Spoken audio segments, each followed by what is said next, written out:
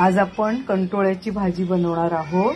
ही एक रान भाजी आहे आणि बनवायला सोपी पण आहे आणि चवीला पण खूप भारी लागते। सुरुवातीचं टोक आणि पाठीमागचं देठ कापून घ्यायचंय आणि ह्याला बारीक बारीक स्लाइस मध्ये कट करायचंय। जर बिया जाड नसतील तर आपण असेच कापले तरी चालतील। हे बघा असं बारीक पातळ स्लाइस मध्ये कापायचे ते।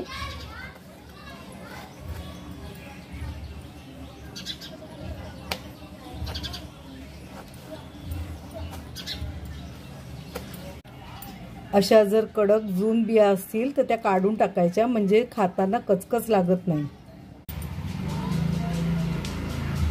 कढई गॅसवर ठेवली आपण आणि त्याच्यात आपण आता तेल टाकून घेणार आहोत।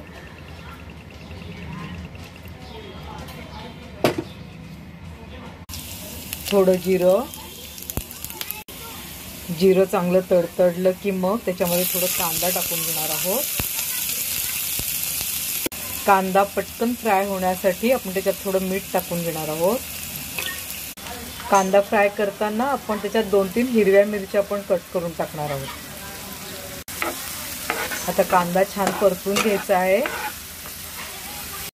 आता आपण ह्याच्यामध्ये थोडासा कापलेला टोमॅटो टाकणार आहोत।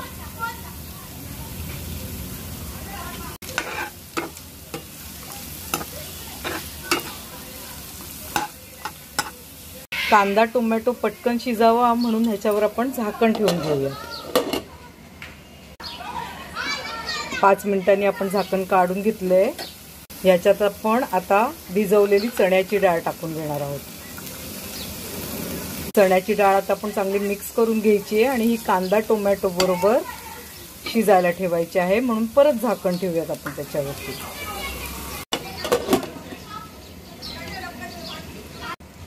आता आपण झाकण काढून घ्यायचंय। मध्ये आपण कापलेली कंटोळी टाकून घेणार आहोत। परत छान मिक्स करून घ्यायचं।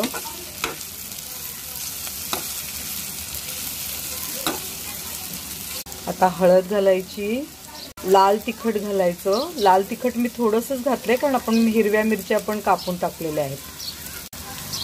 थोडीशी धणा जिरा पावडर टाकलेली आहे।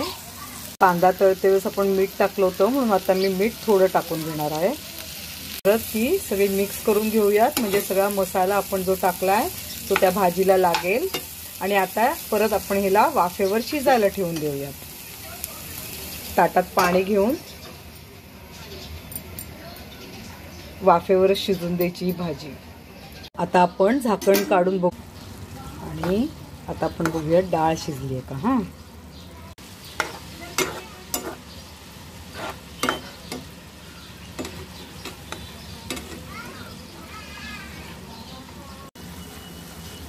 आता आपण किसलेलं खोबरं घालून घेऊयात आणि मिक्स करूयात। झाली भाजी। तुम्ही नक्की ट्राय करा आणि आवडली तर कमेंट करायला विसरू नका।